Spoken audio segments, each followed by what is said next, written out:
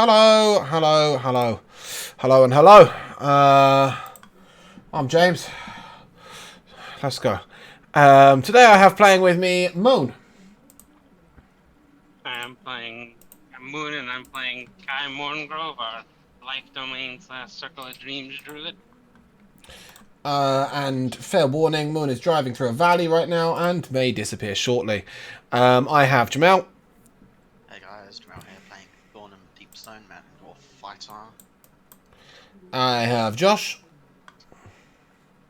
Hey guys, Josh here. I'm playing Theodore, who is a Rockgnome Artificer. Good lad. I hate this so much. I hate it so much. Cheers! Stop it. Oh dear. Okay, so the last time we played, we're going to pick up from a little bit before the end, as we're going to step backwards in time ever so slightly. Before I picked up the sword? No. Ooh. Okay. It's like As you finished a battle with some bandits, you saw a man-shaped figure hanging from the ceiling, upside down. He looks down at you, and you see as he smiles at you, it reveals the fangs of a vampire. And he looks to Theodore. Excuse me. I believe you have my sword. Theodore? You have my sword! Actually, look over there! And then he's gonna go run down the corridor. Oh! With Sarah in tow, obviously. At this moment, Dernan turns to Kai and to Thornham and to Bellinor. By the way, Salty's not with us today. Sorry. Should have probably mentioned that. Anyway, he turns to Thornham, Kai, and Bellinor and says, make haste! It is not an enemy within our grasp. And at this point, you may all run. Or fight a vampire. Please choose. Well, definitely running, but have we got anything that can slow him down, or do we even need Well, you have Dernan. Whilst Dernan has told you to make haste and run and all of that stuff, he hasn't done so himself. He has drawn a torch of flame, and he stands in the doorway where the retreat would be made to. So if you are able to see the screen, basically there is a little party counter here. And as you guys head back into this corridor that you've come from, Dernan stands in the corridor, torch in hand. And you see him sort of incant as if he's going to start casting a spell. But you don't recognize anything he's saying. I will, however, say... Oh, it's Bellin already, isn't it? Who needs to make an Arcana check? But why not? Theodore, give me an Arcana check as you're running away. You hear these words behind you. Scooby-Doo running away like I hover slightly over the ground first before actually moving. Okay. Good. Something like to say. That is a 16. Excellent. Yeah, these words sound more like the sort of words that you might call out to an item, as opposed to activate an item, as opposed to a magical spell in itself. And sure enough, moments later, the torch erupts into a large shield of flame, and he holds it forward and, "Stay back, undead beast!" And he begins to back down the corridor with this torch there, letting the rest of you flee behind him. After a while, you sort of feel this cold rush come past you. Dernan is quickly running with you, and he'll catch us, but he'll catch us on my terms. And with that, he pulls a flask out of his pouch, and he begins to splash his weapon with it. And then, sort of without any warning to you guys, he begins to splash you with it as he throws this liquid over the four of you. It's holy water. He won't like the smell of it or the touch. Come, we must make haste. And sure enough, soon after that, you begin to make your way back to the original chamber. And you are able to reach... Ooh, there we go. You are able to reach the entrance hall. We're almost skidding into the room. Dernan yells up, "The rope!" And he sort of grabs Kai and Theodore and sort of pushes them like together at the rope where the bucket is, encouraging you both to go up. Sarah sort of puts... she hasn't got hands, has she? Has Sarah got hands? No, she's all mouth and eye. Right, great. She'll, I don't know, wrap her tongue around your ankle or something. One arm on the rope. One arm Okay, on Sarah. yeah, one arm on Sarah. I Kai don't know on... where the sword is or the hammer is. Yeah, indeed. The sword is... The hammer's on your back. The sword is just in the hand that's holding the rope, you know, sort of waving dangerously near the rope, but Kai is doing her best to stop you from chopping the rope and screwing you all over. Besides, the rope has a chain in the center of it, so it's nothing too much to worry about. As soon as the rope gets up, it's dropped straight back down. And Thornham, you and Bellinor are gestured to get on the rope as Dernan turns to sort of holding his sword up. As you get to the top, Theodore and Kai, somebody turns around. What? They can't have even made the 6th room! Look at them back already. I bet that one would die! You begin to hear people in the tavern exchanging money and handing stuff to each other, really, because they've realised that, well, you didn't really get very far, but you are still alive. And then, Thornham, as you reach the top, somebody large, quite near you, just thumps their hand down on the table. Damn it, he's alive! Reaches into his pouch and pulls out 10 gold pieces and places them on the table. But a young barmaid comes rushing over to you and Bellinor Thornham and... Where's Dernan? He normally comes up first. Dernan will be up next, I hope. There was something especially dangerous down there. Something beyond He's even protecting Vern's us. ability. He better not die for you imbeciles. And with that, you begin to you feel the tug on the rope as somebody wants lifting up. As the rope is being raised, however, you feel this cold rush again. And what appears to be a large cloud of black and brown dust sort of piles past Theodore. Theodore, you feel a real sort of wrench at your hand. But very briefly... and then it sort of goes away. And suddenly the tavern door like smashes open and slams closed again. Your hand is still intact, as is your sword. Sort of stumpy-looking dwarf comes moving over towards you, and seeing Dernan come down, she looks at you all and, "Aye, we got any wounded?" You need to put that away, Theodore. She looks at Theodore. You need to put that away. No weapons out in here.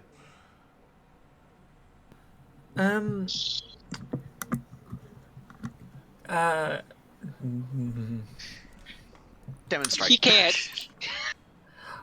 Take it, and I'll hand it. Like I'll put my. I'll outstretch my hand for her to take the sword off of me. She goes to take the sword, and then she sort of hesitates for a moment. Dark magics. She steps back and she pulls out her holy symbol. She holds it out in front of her and puts a hand towards you. Whew, dark magics. You're cursed. Come with me. And she'll lead you over to the edge of the bar, where there's a ewer of water.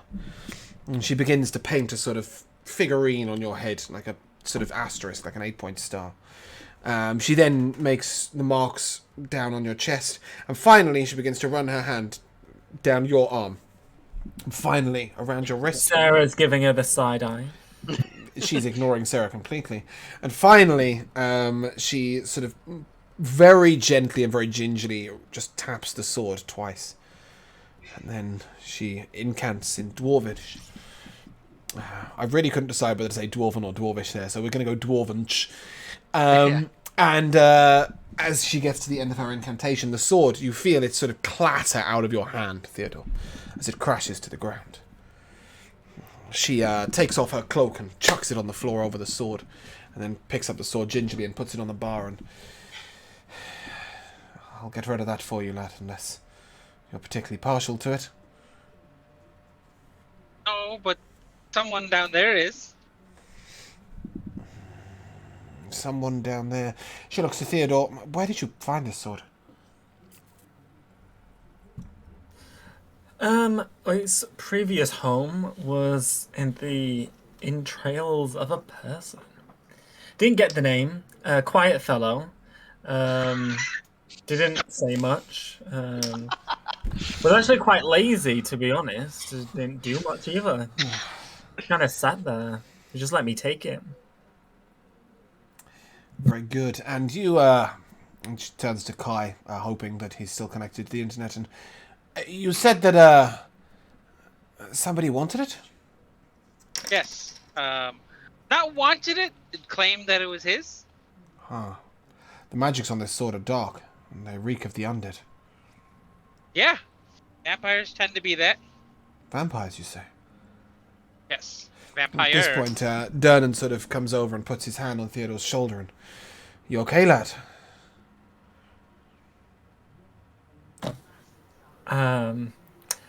Sarah not liking everyone being so touchy will like bump his arm so it like moves off of me. He turns to you. Your robot appears to be malfunctioning. Excuse you, and I'll aggressively like prod his chest. Excuse you. Not a robot. Me, yes, robot. She is my wife, has a name. Be respectful, sir. Are you okay, lad? I'm fine, thank you. Forgive me, I'm a newlywed, I've got all this built-up testosterone. But mind your mouth. He looks straight over your head. And Amber, the sword, you claimed it. She says, "Aye, the curse is broken." He looks at it. I must take it. Its owner is pursuing it and overtook me in the halls. You may have noticed he came up here in his gaseous form. I imagine that it will not be hard to locate him. Then turns to you all, and I assume nobody minds if I return the sword to its owner.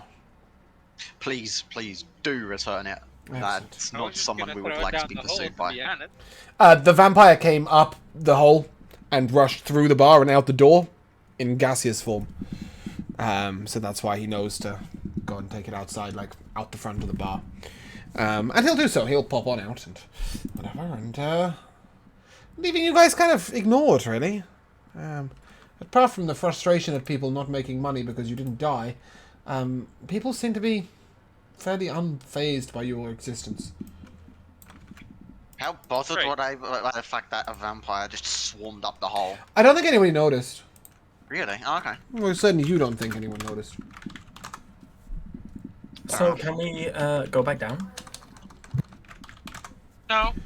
Dan looks at you and perhaps after some rest, at least. I, for one, am tired from the fleeing. I was last dead, so I just gave myself a long rest, so I don't know. I don't know what the situation is with people. Yeah, no, you have like 1 HP, I think, or something. I think everybody was pretty bruised and battered, right? Yeah, we were a bit beat up. In fairness, I self-inflicted my own wound.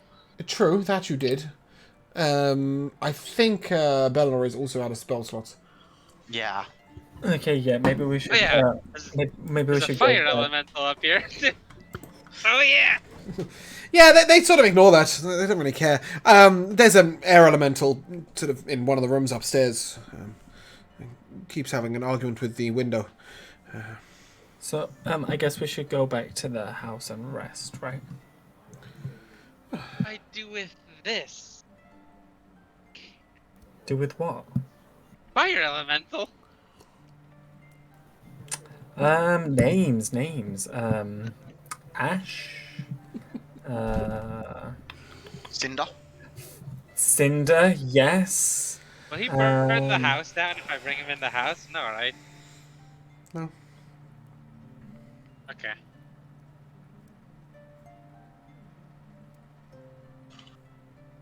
Oh.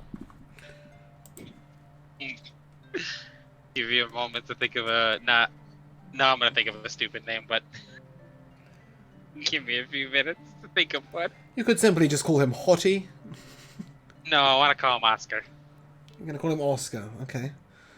That's interesting.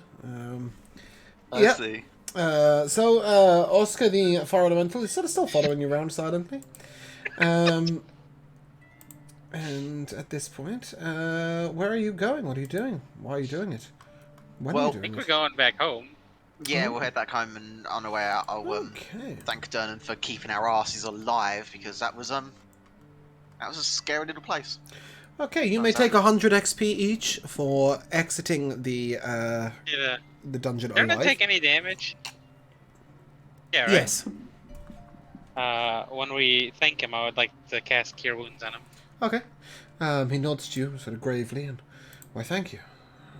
Not that it really matters how much HP he gets, but it's 11 HP. Most I'm assuming the appreciated. deed is done then. The deed is done. Questions? What deed? What done? Giving the sword to the vampire. Oh, yeah. I assume that conversation happened before Dunham Yeah. then set out for this. So. Yeah, that's right. Okay. Yeah, marvelous. Oh. Hopefully that vampire won't. Indeed. Hopefully. Okay, I'd like to go sleep now. Well, very well. As fun and exciting as it was. Indeed. You can head home as soon as you're ready. Yeah.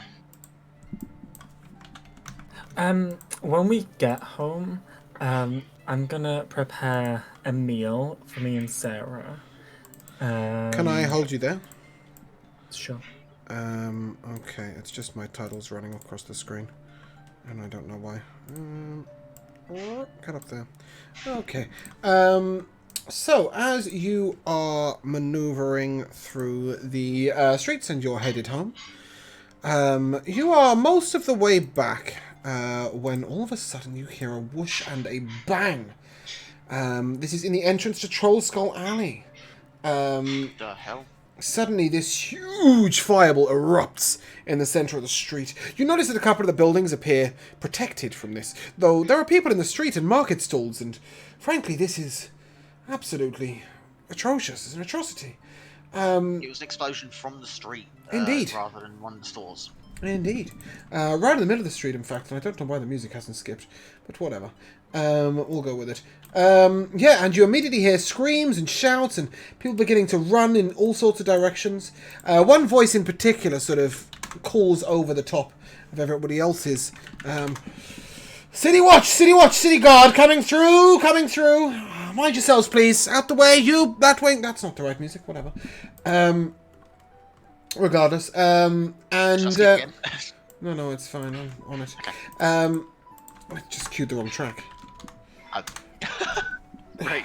Out of the way, please. And with that, they reach Bellinor and Kai and Theodore. And excuse me, which one of you cast that spell? There was a spell.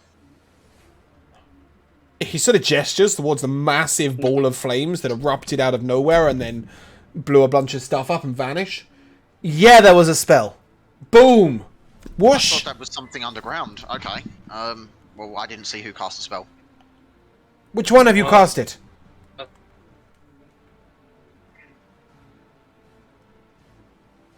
None of you? None of us? You hear some screaming from the side, and you notice as two charred bodies screaming with anguish, looking near to death. And then suddenly this sort of thick cloud of acrid smoke begins to billow downwards, which, as you look more closely, seems to have occurred right outside the door to Trollskull Manor. Despite this, the building itself is in pretty good nick, really. Please go ahead and give me a perception check, Kai.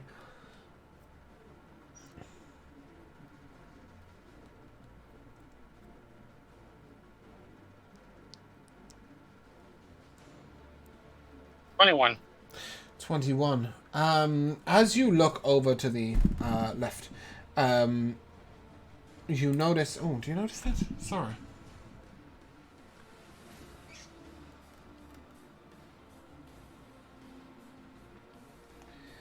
Is this where you realised that we were meant to level up? You notice that a few addicted to this leveling up. a few people come over and begin to sort of spiel their witness accounts. Kai, you pick up a few details from listening in on this. You can see the city guard looks quite frustrated that he's not in charge of this operation right now. It seems to sort of be happening in his hands. But you do hear a few things. One elderly female human who comes out, who comes past, says, "I was out for a walk, and suddenly everything went bang! Did you see anything, ma'am? I was out for a walk, and suddenly everything went bang!" She shakes her head a few times as he speaks to her, and then eventually she's, "I seem to have lost my hearing! I can't hear! I was out for a walk, everything went bang!" And she sort of wanders onwards. You see two cloaked humans walking quietly to the side of the road. A city guard sort of puts his hand out to stop them. You notice that they're clad in leather armor with sheathed longswords. They're both bald, with tattoos upon their heads. You see two female humans and a male half-elf in plain clothes dead upon the ground from the blast. And one male gnome is wearing a burnt cloak and is clutching a dagger in his hand.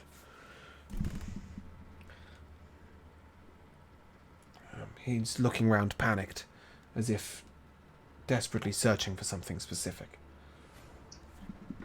I suppose we should leave this to the authorities. Nope. Until we discover who there is, you are all under suspicion. You may not be going anywhere. Why are we under suspicion and no one else? There are others under suspicion. And he points over to a line the other side of the blast, where 4 people are being held against a wall by 3 guards.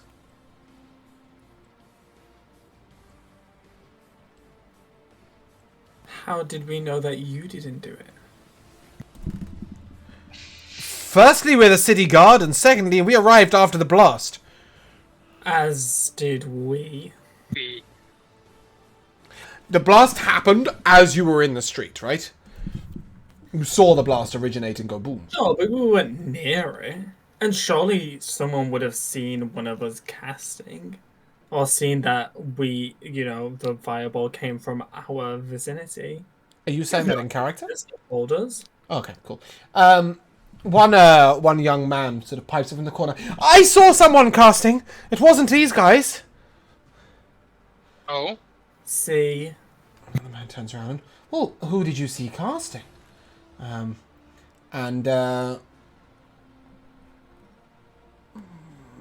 This is so annoying. It doesn't actually give the information in one space. It's all over the place. He says, "Oh, I saw a Nimblewright over there. He had a purple cloak, and he sort of showed his face briefly while casting. He raised his hand, and then the explosion happened. That gnome there was at the very center of the explosion." Not you. He's pointing at the gnome with the dagger, yes. Well, officer, I think we can go about our way now. You have a lead. Oh, do you? I surely do. And where were you headed? I was headed about my own business. And Perhaps where was that business going to take you? Perhaps you should mind your own. He looks at you like you're a fucking idiot, and he's like... He sort of motions towards his badge on his armor, and "I have a right to ask questions." And I have a right to remain silent. Good, do so. Moon, what did you say?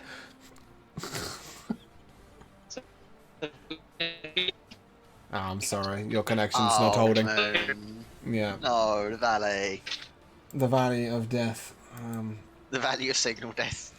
He looks towards you, Thorneman. "Put a sensible spin on this, lad. Where were you all headed?" Okay, I'll be the sensible one here. We're just headed home, alright? And where would that be?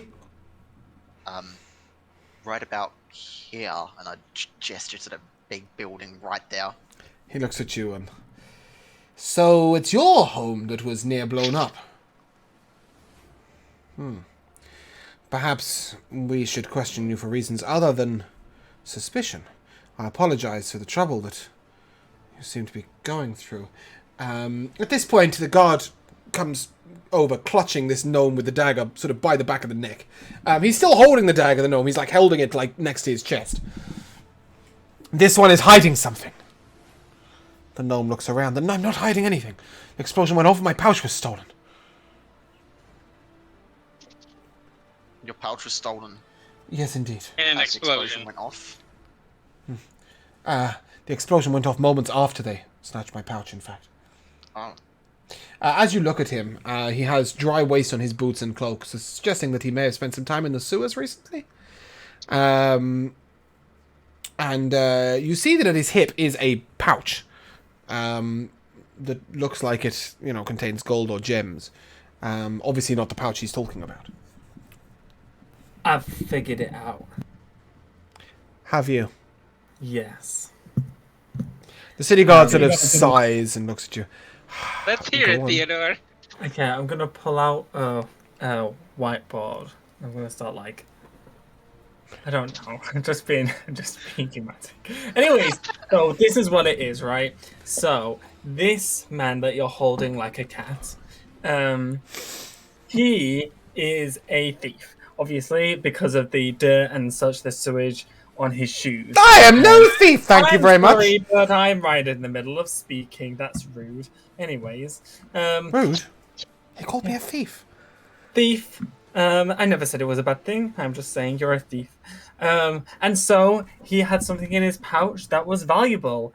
The explosion was a distraction so that a rival thief could steal the pouch and all the contents of the pouch and get away whilst the madness of the fireball went off, which also explains why he's holding a dagger, because as he admitted, this stealing happened right before the fireball, so he got stolen, reacted by drawing his weapon, explosion went off, distraction. Can we go home now? I have a I dinner just date. want to point out, guards, you didn't let us go, so you kind of earned this. Well, I'm afraid I see nothing else for it.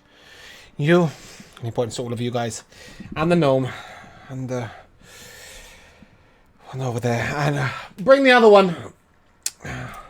This is your tavern as well as your home. Yes. It will be a tavern eventually. You remember you left it open with guests in it? Yeah. Yeah, apparently it is now a tavern. Yeah. Very good. We'll be using that for a while. Come on in. I've got I some just thought questions. we didn't get all the paperwork done. That's why I said it will be. You'll be using the I tavern. forgot whether we did or not. Okay, sure thing. See what we can get you.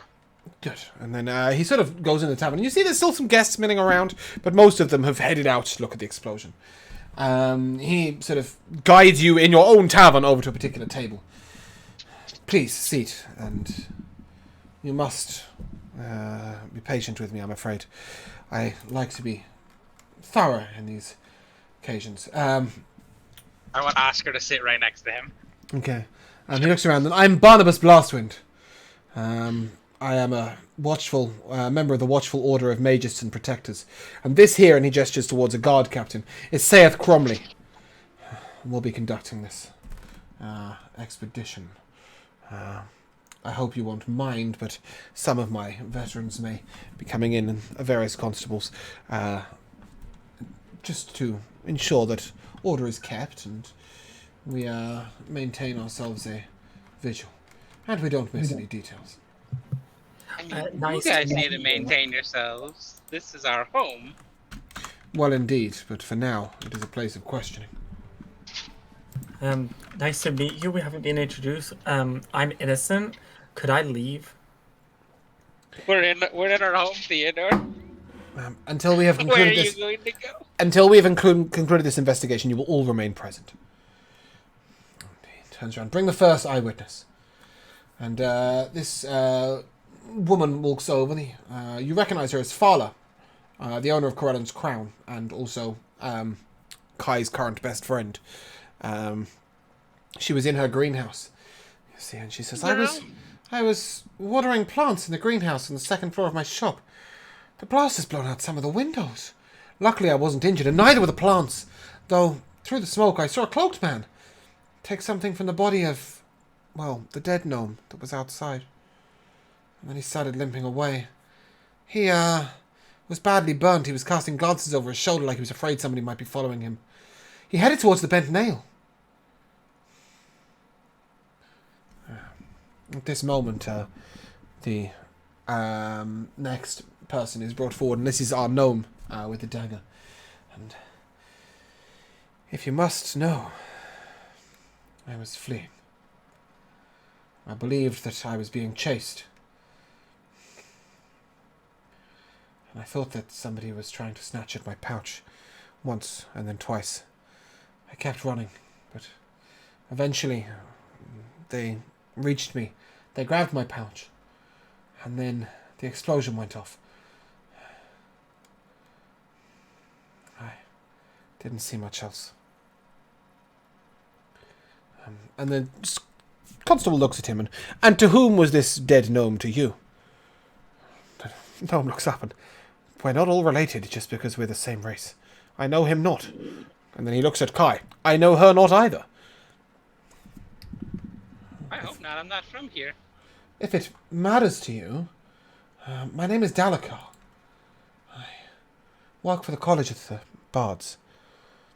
I was carrying a pouch with a rather important book. I was taking it to the bookshop at the end of the road whose name nobody can remember. Yeah. That one. I don't remember the name of it either. There's a book in a pouch. Well, you see, the book was of magical nature. It was most important that it was escorted to the bookworm's treasure, where Vishal was going to identify it. We thought it might contain a curse, but alas, it was taken from me before I was able to get down there. Very well. Bring in the next eyewitness. And a Waterdavian nobleman, looking very wealthy and privileged, looking very angry at the fact that his hands are currently bound, looks down. I'm telling you, it was not a man. It was more like a puppet shaped like a man, a puppet without strings. It was on the rooftop. It hurled something into the crowd before it caused the explosion. I saw those halflings born alive. I saw them, and I don't know why you're holding me. I'm innocent. We are holding you because you have pertinent information. You will wait over there, sir. Lastly, a young boy heads in, and I was playing with my friends out in the street. Well, they're dead. They were the halflings. Right after the explosion, I ducked behind a rain barrel. I should have pulled my friends with me. They would have survived. And then this dropped from a creature who was shaped like a shadow in a cloak. And he holds up a necklace with 2 topaz gems on it and what appear to be gaps where other gems were once held.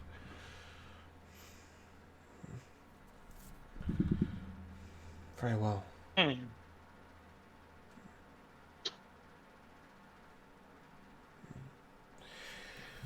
I still believe in my theory. Do you? And we do have one more witness. And with that, the priestess, who is standing out of the back, cloaked in blue, steps forward. She places her hand gently upon the head of the gnome that is dead. And slowly rising out. Go on, Theodore. Does anyone have memories of the fallen? She has speak with dead. I would solve this straight away. So, the spectre of a gnome rises out of the body of this gnome that was dead upon the ground. It looks around confused for a moment and looks straight at the eyes of the gnome who has the dagger. The stone is gone! It was taken! The gnome with the dagger sort of looks incredibly panicked. And then, with sort of a click of a finger, he blinks to the door and turns invisible. We get 5 questions, right? You do have 5 questions of the dead guy, but Dalakar is going to do a runner, and as the city guard begin chasing, some of them stay to question the dead, but most of them begin chasing out the door. The constable looks at the shadow of the gnome and... Excuse me, what stone? The gnome begins to babble and talk. We had an artifact. It was the Stone of Galore. We took it from the lair of a beholder, Xanathar, in the dungeon, deep below the city. I worked for the Open Lord of Waterdeep, Lord Daggold Neverember. The rightful lord. Apparently the stone was the key to finding a horde of dragons hidden in the city, and I heard about the group of adventurers who rescued their son, and I thought the stone would be safe in their hands, and I was trying to escort it to them. And I know that they've been down into the Xanathar temple, and, well, and then this... I was betrayed. I was betrayed. My friend, Dalakar. I was betrayed. He had the book. We were taking it to Rishal. The book explained what happened to Baldur's Gate. To Elturel, sorry. It was brought from Baldur's Gate. It was something to do with dropping a whole town into hell. It was horrifying. It was cursed, we were sure. The stone and the book. I guess I'll never know. The constable looks over to you all and... Well, that seems fairly conclusive. Do any of you who own the tavern wish to question this gnome before we let him go peacefully to the afterlife? I'll walk up to the gnome. I was thinking about chicken for dinner. Would you suggest Merlot or a Sauvignon Blanc? Oh my fucking god. Looks at you. You a fool? This is not the time. You're right. I'm being stupid. Merlot. And then he'll walk away. Yeah. Barnabas turns... Was it your Oh, go on, Kai. Was it your friend? Was it clear that he was saying that his friend? He was saying that Dalakar was his friend, and then he suddenly realizes that Dalakar betrayed him. So, this Dalakar, what Indeed. did he do? He's the only one that could have cut the pouch from my hip before the explosion. It was so sudden, but he was right next to me. I think the explosion was to cover this up. Do you happen to know who could have caused that explosion by any chance? Somebody working for the Zentarum.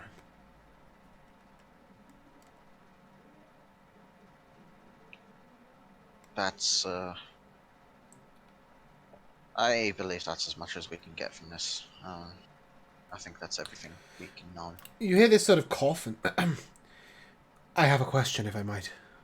And stepping forwards is Victor Trench, who you of course met before, the detective. Ah. And, just one simple question. You say you report to the rightful Lord of Neverember. What relationship do you have with Renair? The gnome shakes his head.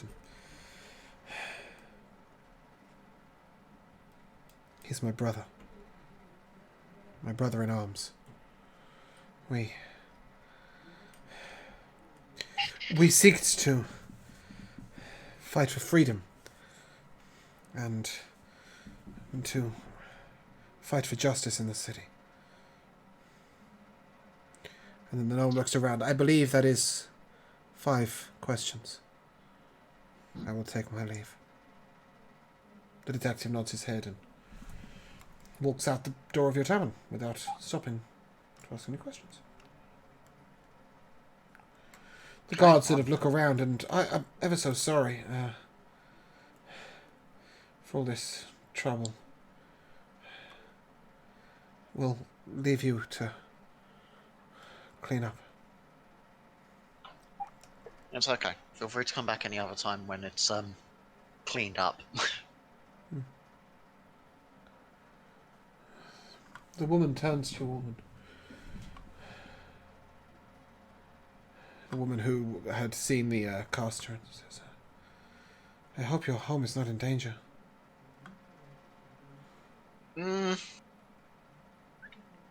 I hope not, as well. We might have to look into some security. Well, indeed. uh, Hey, we got a fire elemental. I could just leave here. Also make a great waiter. Serve food piping hot, sure. Yeah. And burn anyone who's being a piece of shit. Of course. It's 2 in 1. At this moment, one of the young boy, sorry, moves over to you and, excuse me, you're the owners of the tavern here, right? Yes. I heard you rescued Renee Neverember, right? Yeah, Yeah. we did it, right? So you're the good guys, right? You're not the city. For all intents and purposes, yes. It's just, Mam always told me the city guard are corrupt. To speak with them is to hand over all your secrets. There's something I didn't tell them. Oh. What would that be? The one that cast the fireball, who dropped the necklace. He did look awful like those automatons that march in the Day of Wonders parade.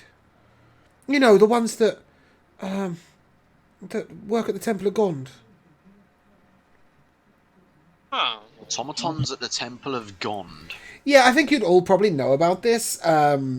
It's anybody who's seen the full season parade knows that the Day of Wonders parade is sponsored by the Temple of Gond. Gond specializes in progress in science and invention, and the temple has automatons that work there, and so he tells you. Quick question for law purposes. The Temple of Gond, do they have any sort of known, or at least that we would know of, allegiances with certain ones, like you were saying about the Zentarum? No. The Temple of Gond is they're fairly good guys. Right. They're quite passionate about learning, but other than that,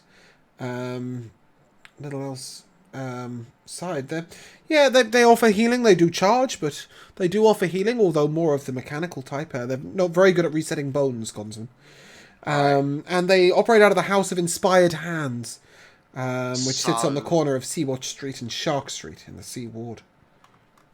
So would it be a safe assumption to guess that it most definitely was not one of the automatons from the Temple of Gond, and it would just be something either looking like it, something made to replicate it, or something disguised as it then, that you saw?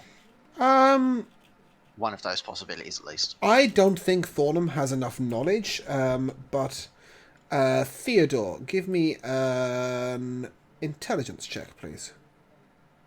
While you're stuffing your fat face. I see you. It's really depressing. I reached into my Easter egg box to take a bit of chocolate and it's empty. Oof. Really sad. What am I rolling? Intelligence! Oh, a check. That's 24. Sick. Theodore will inform you that whilst automatons can be built to a specific purpose, they can be reprogrammed, and they do also gain their own form of sentience and intelligence. While automatons can be built for a specific purpose, they do also have their own personalities, and they can be they reprogrammed. do also have their own personalities, and can become sentient and do their own thing. That's what you said, right? Something like that, yeah. In other words, Theodore will inform you that there is no reason not to ask at the temple about their automatons. There is no reason not to ask at the temple about their automatons. Yeah, what he Okay said. then. Sassy today. Bear in mind, it's also 10:45 at night. You spent the whole day. No, sorry, it's quarter to 8 in the evening. I got that wrong. I know what happens at 11 o'clock at night. Belenor rushes out the door as soon as the investigation is done, off to the opera. And the rest of you are left sort of fairly tired, looking around at what was quite a full tavern and is now nearly empty as there was an explosion outside, to do your own things. Okay, so just Where's what I'm Floan? Floan seems to be behind the bar. Okay. This is what I'm going to be doing for this evening until 11 o'clock at night when something happens. No, I was just going to say you're probably all exhausted and can go to bed, so you can do it as long or as short as you want. Okay, so I'm going to set like a little table with a cloth over it, with a candle in the middle, and I'm going to have Sarah sat at the opposite with a chair underneath her, but obviously she's not sat again. And then I'm going to get onto work for this coq au vin with some new potatoes and some vegetables roasted, and then I will put that plate at my end and I'll give her like a tall thin glass of oil with a curly straw coming out of it, and I'll pop the other end of the curly straw in her mouth. Obviously she's not going to drink it, but that's a need to know basis. And we will dine and chat away before retiring for the night. Nothing says like a curly straw. Okay, as you watch Theodore have a romantic sit-down meal with his still defender, Wife Wife. is the word. His wife. who sits in front of the curly straw but does not use it. Floon turns to the rest of you To and... be fair, she is on a diet right now. Tavern did well today, until that drama happened. What the hell was that all about? Fuck if I know, to be honest. Moon, you're very quiet. Or were very quiet there. Sorry, what did you say? There was an explosion outside and Yeah, I got that fucking bit. thievery and fuckery. I don't think we got dragged into it. You don't think it was targeted at you? Definitely No, not. it kind of seemed like in the middle of the alleyway and targeted on a specific individual. But I thought the guard said that they were trying to get to you, the individual. No. Yeah, that is exactly what they said, Moon. Oh, yeah. They were trying to deliver the Stone of Galore to you. Yeah, apparently so. But yeah, this doesn't seem like it was targeted at us and more Yeah, so at the person. I don't know if you missed this, Kai. Let me just retract quickly. I didn't miss that. I didn't hear that. Yeah, that's what I'm saying. I don't know if you missed that in the conversation. Dalakar was with the gnome who was carrying the Stone of Galore, which they had taken from the lair of a beholder known as Xanathar. The gnome had heard about the adventurers who rescued René Neverember. That's you guys. I didn't piece that together. Right, and thought that it would be safe in your hands. He was coming to deliver it to you. Yeah, I didn't piece that one together. Okay. Yeah, no, that's cool. So yeah, Froome turns to you and, well, as I said, business was going brilliantly before that drama. I got a few contracts rolling for you. You mentioned the halfling who you wanted to get ale from. He's going to deliver first thing tomorrow morning. Oh, you have a new bartender, by the way. I hope that's okay. We have the two ghost? then.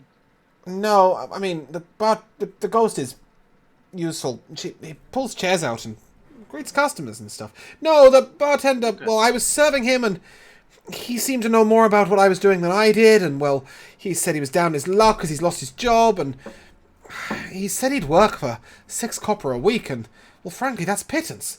The guy's an idiot. So, I offered him a silver a week and said that you guys would be more than happy to pay him that.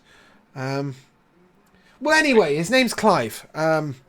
Yeah, he's that dwarf over there. And you see a dwarf over on the other side, sort of sipping gently at a tank of ale. He'll be there tomorrow to collect the delivery and he'll work for you. I hope that's... I don't know, you said manage the place. I thought I'd manage the place. Anyway, your earnings for today. And he sort of puts this heavy pouch down in front of Thornham. Jesus. So, I got something else for you then. Since you collected a new employee, I have one for you that's going to work for free. Oh? He And looks I'm at gonna you. point at Oscar. Who? This! Now who? What? It! Oscar, the fire That? elemental right here.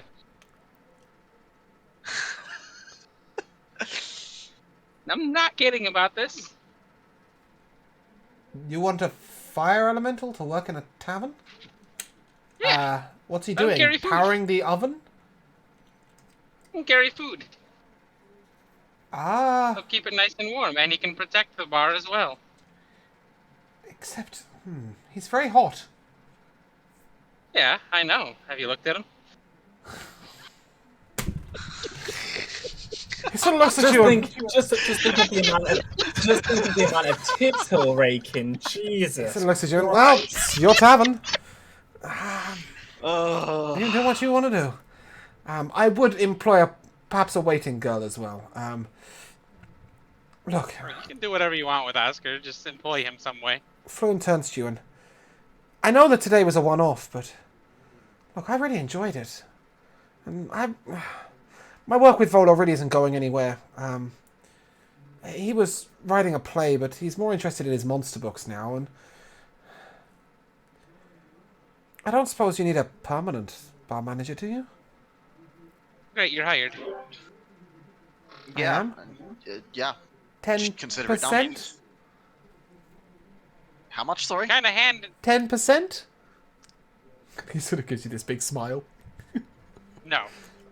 10% of gross profit? Was it you saying 10% of gross or? Profit. I don't mind if it's But it's gross or negotiable. pretty. You know what? Fuck it. Okay. No. Well, in that case, and he reaches into the pouch and starts counting himself out 36 gold pieces. 3 times. And then How about a generous 2%? he slides 324 gold pieces towards you, and so 10%? Yeah. That's a lot of gold we took today. Holy shit. Is that? Wait. So, hang on. How much are our operating costs then for today? Oh, that's the profits. That's just pure profit. Yeah. Well, I mean, opening day always makes more money than usual, but yeah, there's 81 gold pieces each. After the profits, after you've paid me and all the others, and 10%. That's a very generous. I'm not saying this in character, but that's a very generous offer that he's willing to do. Is it? Like Yeah. normally they'd be paid like a wage. He's looking at a percentage. He wants. Yeah, but I'm saying, shouldn't he have more? Oh. I mean, if he's managing it, I mean, it's Well, traditionally. sure it is a very good fucking wage, but you know, he's you managing hear me the now? place, you know. Yeah, we can hear you. Sorry, Moon, go on. I declined to the 10% like 90,000 times. You couldn't Oh, hear me. sorry. Not trying to 10%. Kyle? No. Why? How about negotiable? So we see how things go. How about on a 10% for this week? Okay, and then we'll discuss. And then we'll have a discussion. after it. I say how much give money him it's gonna be 15 to making. 20. I'll work towards the pay rise. And he gives you a wink. Well, if this place stays very profitable, then I It's not see no really reason- anything to do with you. It's more you gotta see things. It's been a day. True. 10%'s a lot. True. We But don't I mean, know if, anything. And if you he can keep this place profitable for as long as he can, then you know, Yeah, reimburse I'm not him against fairly. it. If I just want more information to make this Agreed. assessment. Good call. sounds good to me, Kai. You're What a is this? sensible, Dragon's Den? You're a sensible businessman. I like it. Sorry, I haven't. But thank you. True, businesswoman. Sorry. He sort of looks at you and, I'm sorry I haven't divided the money up into, you know, sensible denominations. And with this, you realize the pouch is that heavy because it's 81 gold pieces each, but it's in silver, copper, and gold. So it weighs a lot, right? It's a sack as much as it is a pouch. He looks at you and, oh, go on. Is 81 gold a lot of money, or is it not? A healing potion will be 50. Not a Oh, lot. Jesus Christ on a cracker. Yeah, That is healing a lot potions of are gold. costly. A single ale would be sort of a couple of silver. Jesus, where are we living? Beverly freaking Hills. No, That's just how. Like, that's trust me. Once we like get higher level and do higher things, we'll get really expensive shit, and gold will mean nothing.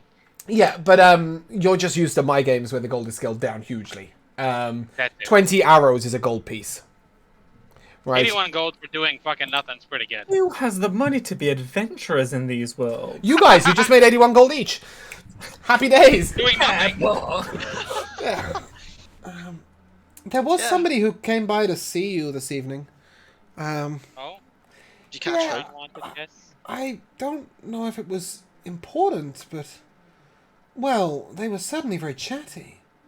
Okay, first things first. Did you get a name? Yeah, Avi, a water elemental came by with a cake, said the first one was... Oh, But...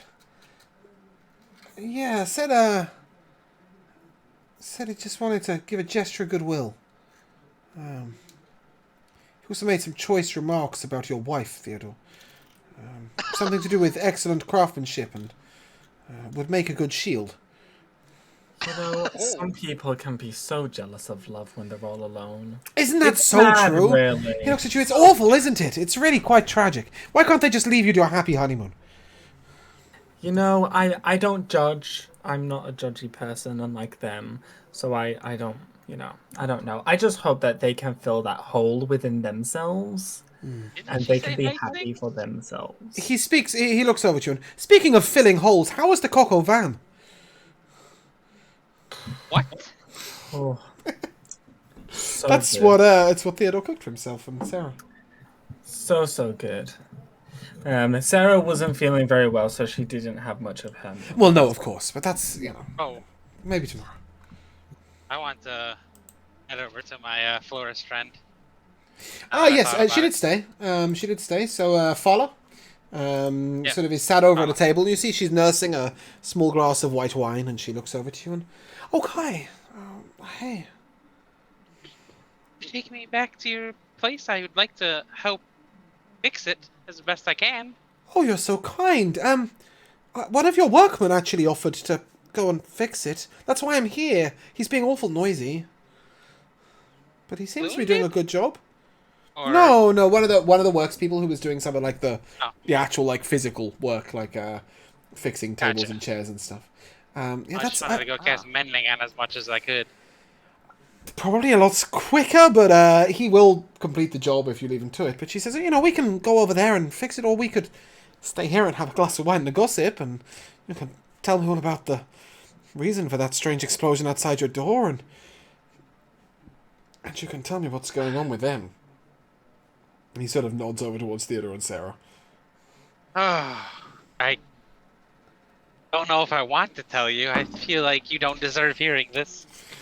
Oh, come on. It's at least somewhat interesting, no? Oh, well, it's interesting. That's one way to put it. Come on, then. Unless, of course, you're I'll- too tired. I mean, it has been a long day, right? No. I'll go get a glass of wine and I will sit down with.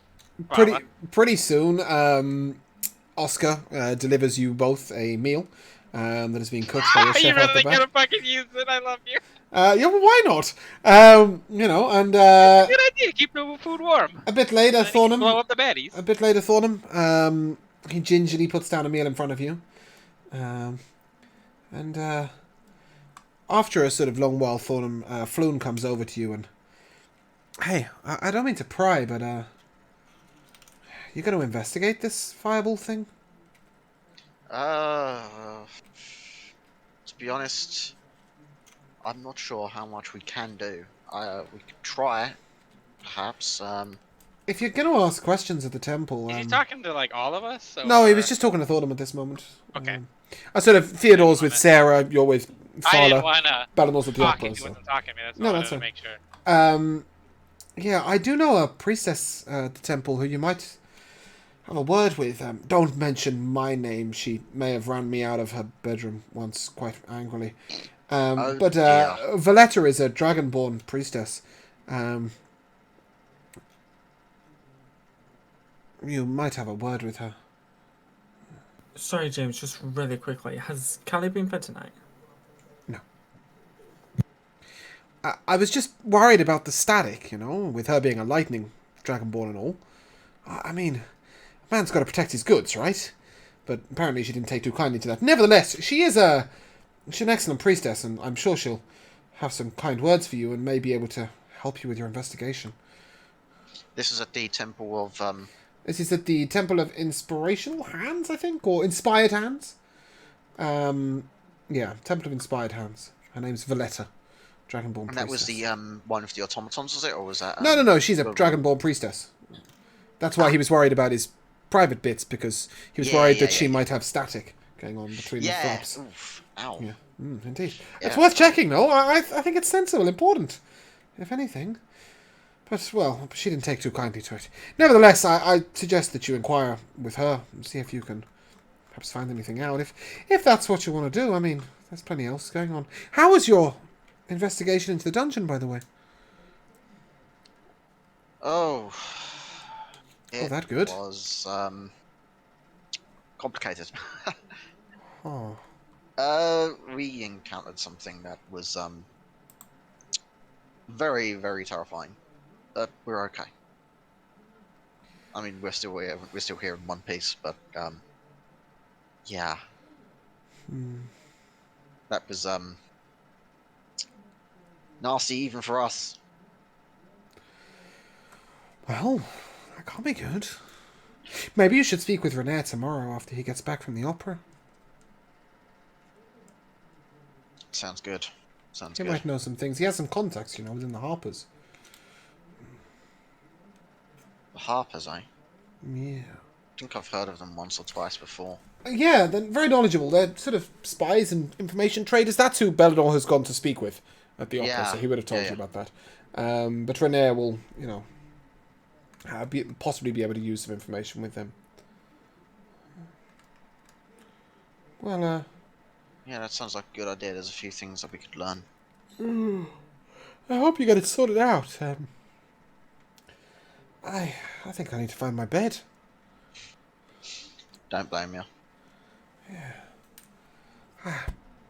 Good luck. I'll see you in the morning. Rest up. Catch you tomorrow.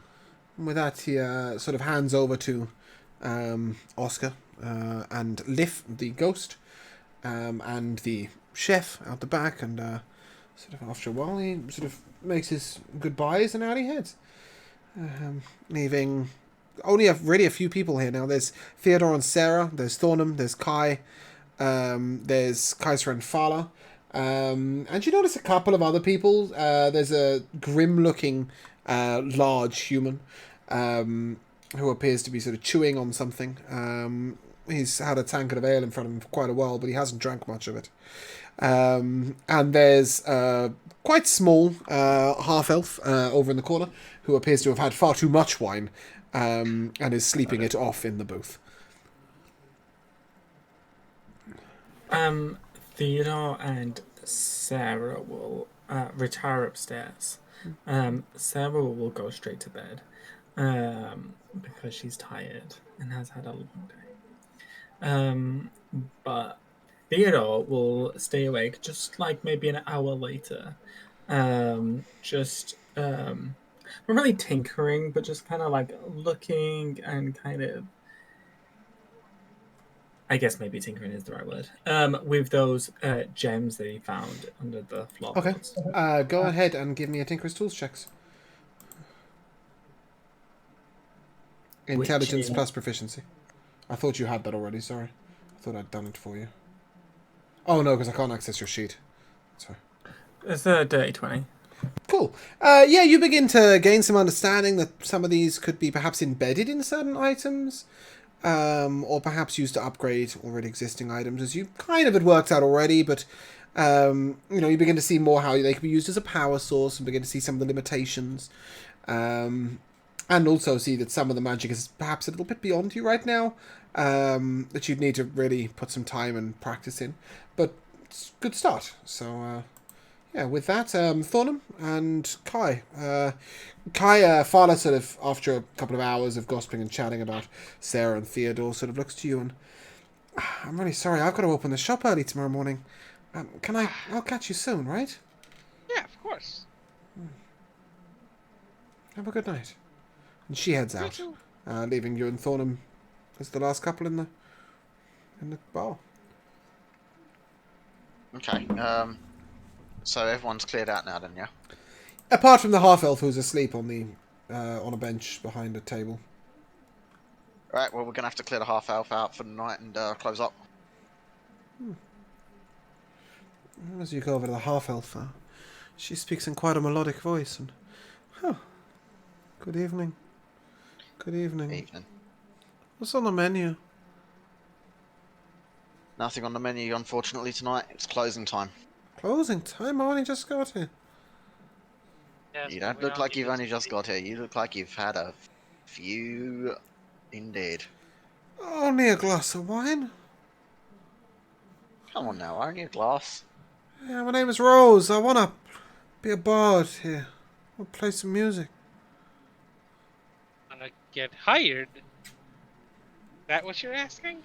I came to ask if I could play. I only had half a glass of wine. Why does my head hurt so much? I think you should lay off the alcohol and spirits, little one. I usually have a bottle or two. I only had half a glass. I'm not drunk. You certainly look like you've had more than half a glass. Not drunk. I know they all say that, but I'm not drunk. I need some water. Are you okay? I'll go fetch her a pitcher. She tips it straight over her head, and I'm telling you, I had half a glass. I heard you were open for the first time today. I wanted to apply to work. Yeah, evenings, weekends, play some music. Thought we might come to an agreement. Kind of idiot would turn up for a job interview and get drunk. Not me. Yeah, that You're wouldn't be a good drinking look, would in it? front of us. I had half a glass. Look, she points towards the other half that's still in the glass. And nothing more. I'm telling you. Can I do a medicine check to see if Yeah. she's actually drunk? Go ahead, give me a medicine check.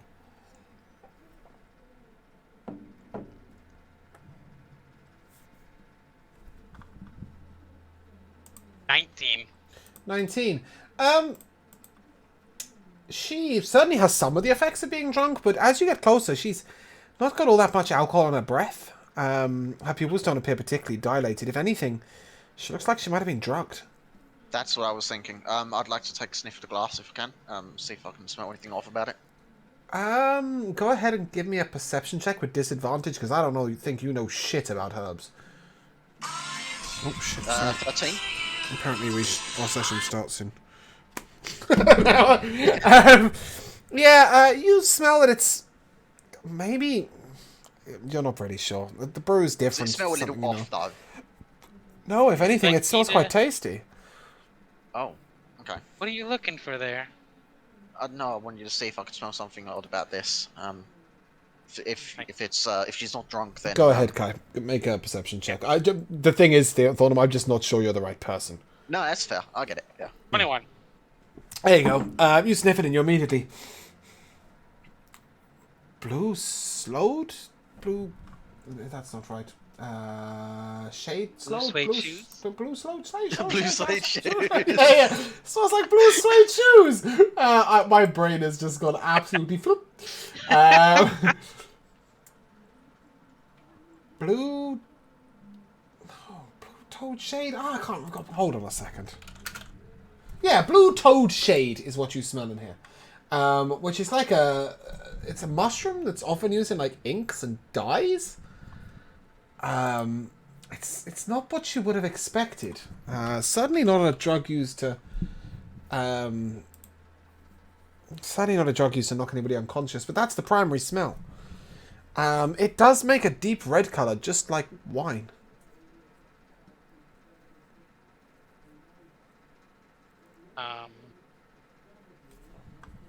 Well, she wants to work here, but we can't just send her outside after finding this out. Yeah, give me an insight check. With those two. 17? Yeah, you work out that what's in there is probably scentless and tasteless, but wouldn't have mixed well with alcohol. So, in fact, it's not wine at all. It's just a liquid that's been dyed to look like wine. Miss, where did you get this from? Your bartender, Floon. he served me the glass. I put it down on my table. I went to speak with the musician lady. She was from the College of Music or something. I don't remember anything else. Nothing at all. Boone staying in the house, right? Sorry? Boone lives in our house, right? No, Renier stays at your house. Floon does have a place he could stay here, but he isn't currently here. From an insight check, with your passive insight, you're more than aware that Floon's not the person that poisoned it, but she did say she left the glass on the table for like half an hour before actually going to drink it. Well, I just wanted to ask him about it. That's Of all. course. But right now you're not really sure. You're not really sure what's happened. But she looks over at you Well, I and would. look, I don't want to trouble you, but I don't feel right. Come with. Just come with me. I'm gonna take her and the glass up to my Okay. room. Yeah. You do so. I'll just have her lay in the bed. Oh, thank you. I do feel very tired. Go to sleep. Have you seen my Discuss in the morning. Have you seen my bag with my loot? Did I see a bag or anything when I picked her up? Nothing. Bring her to the room? No? Okay. Um, I'm gonna try to get her to go to sleep and tell her, I'll go grab your bag. Now get some sleep. Thanks. I'm gonna come back down to Thordum, and so her bag's gone, and her loot apparently, because it's A not bag? at the table. Liv calls over, the ghost. A bag? And a loot? Yes. I've got them. Well, they're in the women's toilets. oh, Why are they there? The restrooms. Why, oh no, I thought that too. The bag's open, everything's all over the floor. I. That's not good. Oh shit. That's not good at all. No. What's going on with that? I'm assuming you both will go over there, and you see that this bag is sort of split open on the ground. The loot is completely untouched, just rested against the wall. But this bag sort of has all sorts of stuff just hanging there. You know, typical woman's handbag, nothing findable in there whatsoever. A bunch of stuff that no one's ever going to need, and some stuff that you might need, but missing bits that are important to it. And one thing you do notice is that there is a notebook there. And in this notebook, as soon as you look at it, you realize that quite a few pages have been pulled out of it. Oh crap. As you flick to the front page, it simply says, Songs by Rose.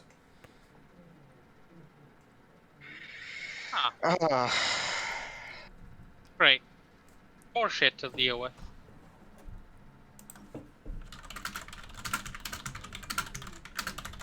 Taking that note. Needed a name for the guy that nicked it? Screw it, he's Curtis Crowsbane. Cheers, Avon.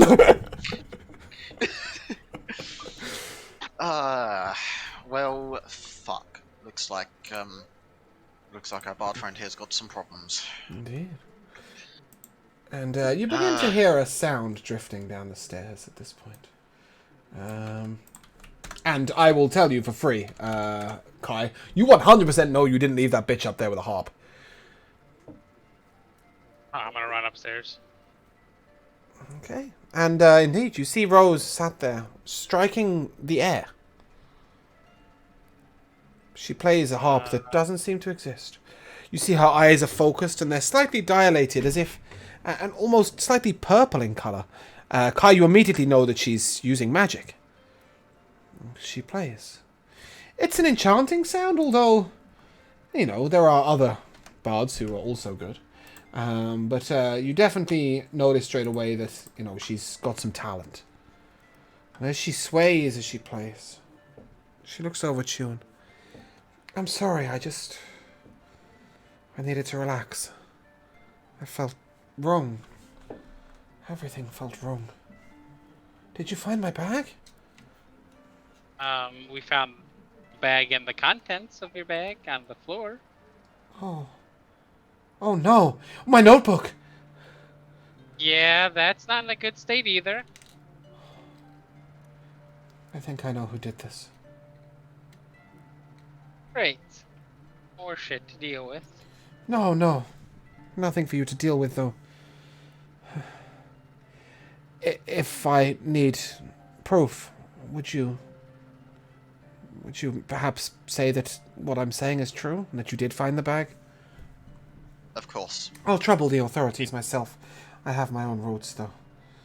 I mean, we also have the drink, whatever the fuck we can call this.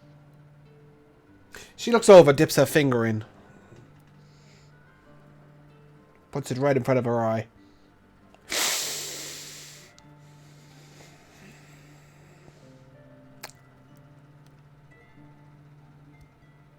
Tastes like wine. Maybe a little funny. I was in a bit of a hurry to drink it. I was a little nervous about the job. What's that sound? And at this you can sort of hear this ding, ding, ding, ding. Like a small hammer on like shiny metal. Coming from upstairs. You assume it's Theodore's room. Ah, it's one of our friends doing his own thing.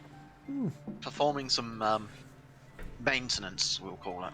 Yeah, or bumping up against a metal. Just tightening a few screws. I like to hope it's just maintenance and nothing more. He's maintaining his relationship. Yeah, that's one way to put it. Pay it no mind. Just oiling her up. If you do plan on working for us, I'm not gonna just take someone harassing our employee, let alone drugging and stealing from her and ruining her possessions lying down. I wrote a song. I performed it once at the Bard's College. It was stupid. I shouldn't have done it. I know I shouldn't have done it. But... well, I may have said some things about the leadership of Waterdeep. I wasn't too complimentary. I gathered that.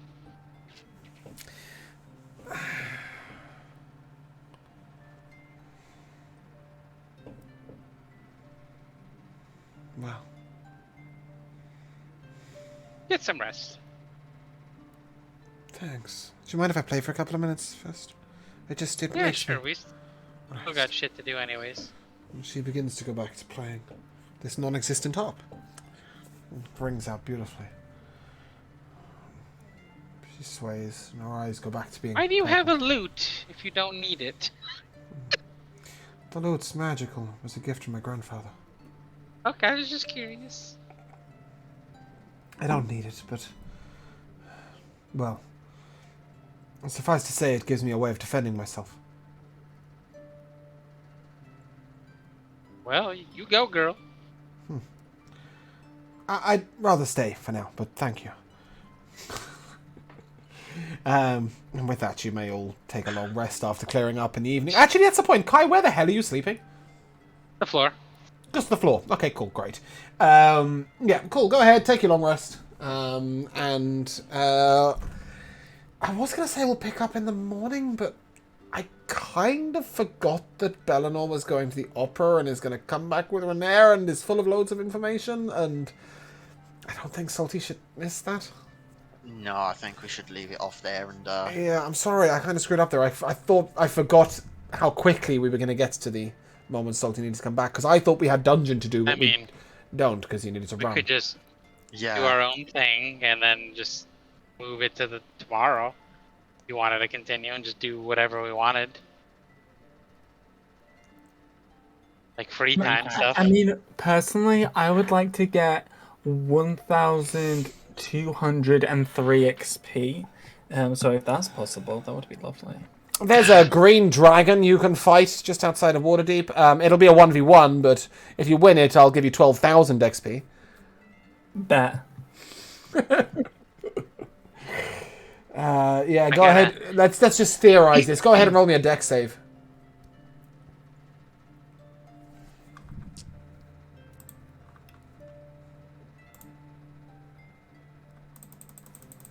I'm sorry to say, but that is a solid 13.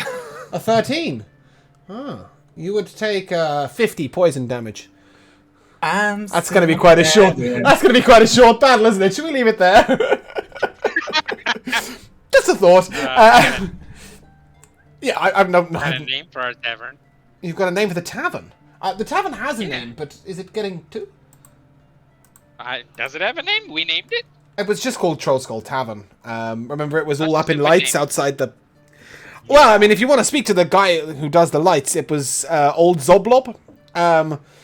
You could perhaps retrieve the item for him from the first level of that dungeon that you nearly died in, and well, nearly died in. You were all fine except for Theodore, who nearly got his hand chopped off. Yeah, he was missing an item in there. If you did that, he might even change the lights for free. But what was the name? Oh, I wanted to name it Xanathar's Guide to Spirits and Ales. We have so many monsters working as bartenders and shit. I think it should be called Tasha's Cauldron of Spirits and Ales. Yeah, I'm probably going to say that the only problem with Xanathar's Guide to is that Xanathar is also the captain of the hideout that you broke out of and the criminal lord of the underworld in Waterdeep. Excuse me, what? Xanathar is tavern the name. yeah, but Xanathar is the beholder, who's the lord of the Yeah. underworld in the city you live in. Also, Yeah. may have just sent somebody after you with a fireball. After us? It's a tavern name. Spoiler alert! Jesus Christ! Well, no, I mean you're not sure. You weren't sure if it came from the Zentrum or from Xanathar, right? But you knew that the item was stolen from Xanathar. But you're right; it's a tavern name, though. Yeah, it's naming not it after something the- important. It's something fun. I thought it was after the Yeah, person we have who a- was trying to deliver something to us, not us. Well, no, It's that's a indeed, tavern, indeed, yes. indeed. But you know what I mean. Yeah. I thought it was a cool name. No, I think the- fire elemental and spirit working in there. I think the Guide to Spirits is great, but I think, it's just that it could be many other bosses. But regardless, I do think, however, I am going to end there. I'm sorry it's a short one today, but I think it just makes more sense. I don't want Salty to miss too much. I had thought we would spend longer in the dungeon. I don't know why I had an encounter planned that I skipped, and it would be a bit weird to do it now. So, although it's a short one, there were some good moments. Can I have some MVPs? Let's go in reverse order. Josh. Umvup. Oh, okay. I think mine. So a little one is the whole drama over the sword thing. We literally leave the dungeon. It's like, okay, you're no longer cursed. So there's that. Also,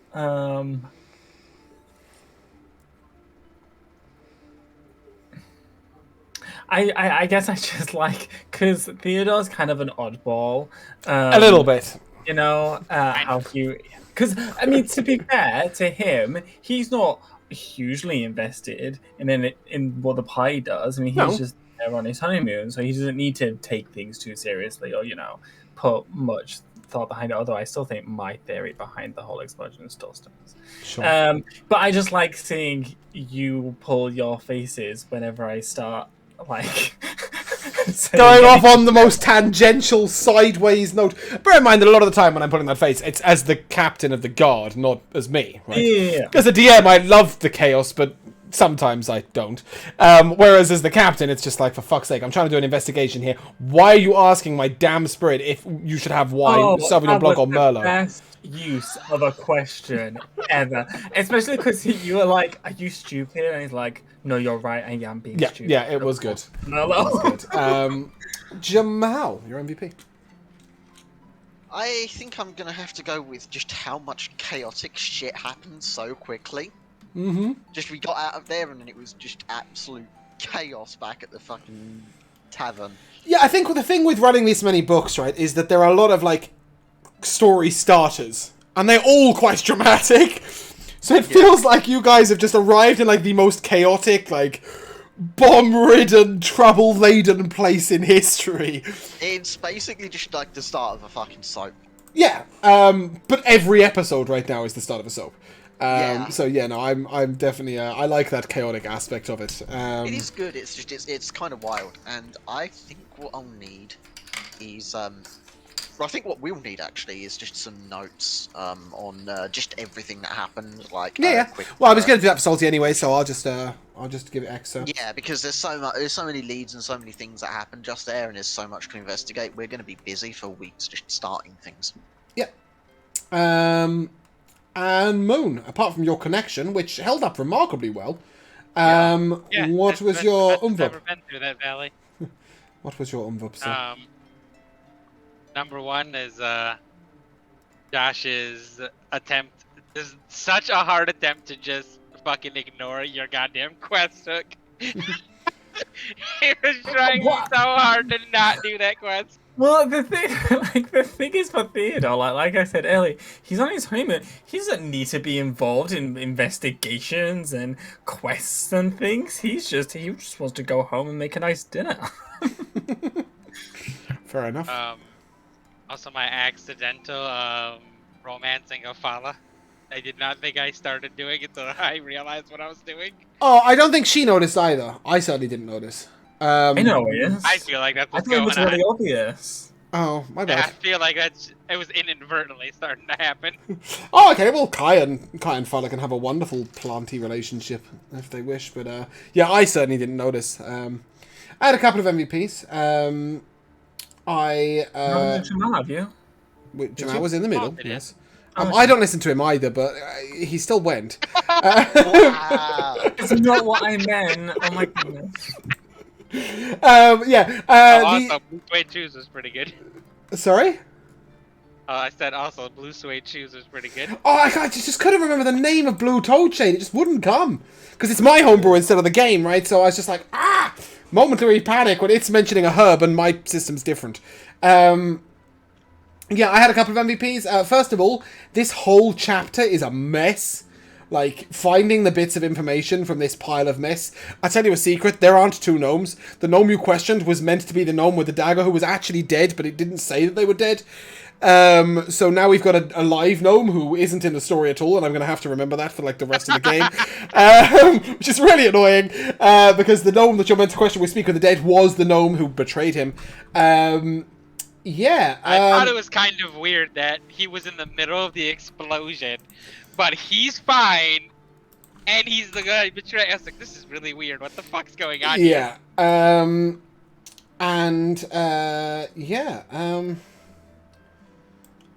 And also just the fact that Jamal just wanted to swerve the plot hook completely. When I'm like, yeah, it's really like an automaton from a temple, and Jamal was just like, yeah, but they're good, so it can't possibly be them, so it must just be somebody in disguise. We'll never, no point investigating that. And I was just like, huh. Oh, well, sure, but then that's the end of that game.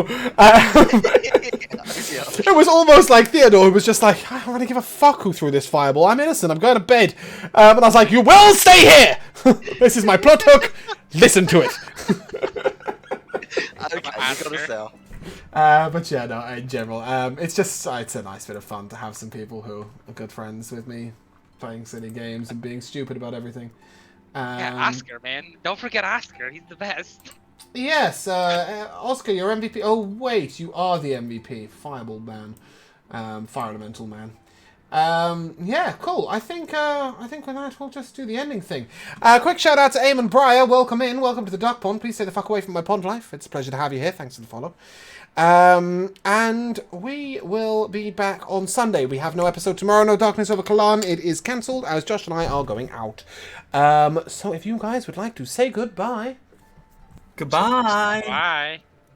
we shall see you soon.